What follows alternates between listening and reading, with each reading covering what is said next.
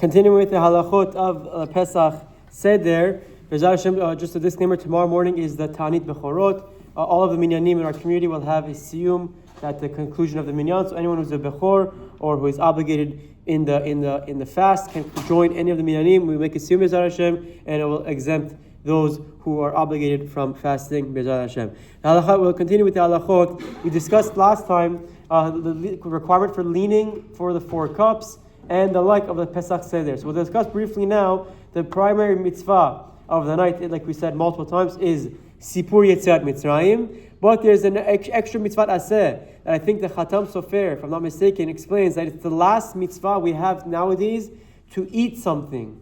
There's no more mitzvot where we're obligated to go eat a specific item. We have the mitzvah of eating in the sukkah, and we have the mitzvah of eating. But that's not specifically bread. But that's not specifically the item. It's the concept of eating the sukkah. But by Pesach Seder, on the first night of Pesach in Israel, and Chutz La'aretz, second night, we treat it like the first night as well. There is a mitzvah from the Torah to eat matzah. And therefore, everyone should be very meticulous, very careful that we achieve this mitzvah and strive to do it in the best possible way. L'chatchila, the minhag, across really all of Am Yisrael, is to use shemura matzah for the seder matzah. So meaning it's the halacha, it's not just the minhag, but everyone, Sephardi, Ashkenazim, everyone alike, we make an effort to use shemura matzah that was guarded and protected from time of harvest, and to make sure to fulfill the mitzvah in the most preferred way. There's a big discussion whether you can use machine matzah or it must be hand matzah. The halacha, the minhag, has predominantly developed to be the night of the seder to use hand matzah, hand shmura matzah. Today we call the hand matzah shmura matzah, but you can get shmura machine also. It's just a matter of it.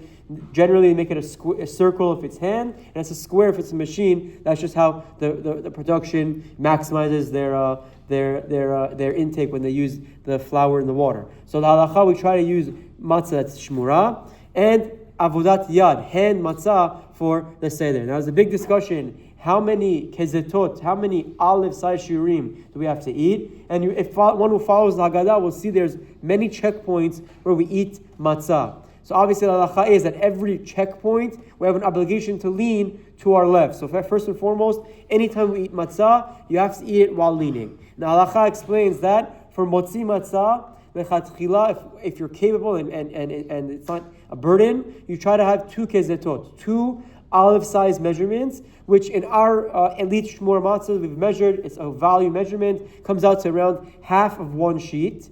And then for a korech, another quarter, another kezait, and for tzafun, for the afikoman, another kezait as well. There are some say you should have 2 kezetot for afikoman, but the halacha, we try to, the minhag and the custom is to stick to 4 kezetot if possible, and if difficult, you can have 3 kezetot plus a little bit, because motzi matzah, according to many who understand the Shulchan Aruch, it's only on the botzea, the balabait, to have the 2 kezetot. Everyone else is okay with 1 and a little bit for the motzi and the mitzvah of achilat matzah. So nevertheless, it's very important for all of us to be mindful, to prepare, and to get the best matzah and be excited for the mitzvah B'ezrat Hashem. It's the only mitzvah we have left, to go and eat something. We can't eat the Korban Pesach anymore. We lost the mitzvah of maror. It's only midirabanan nowadays.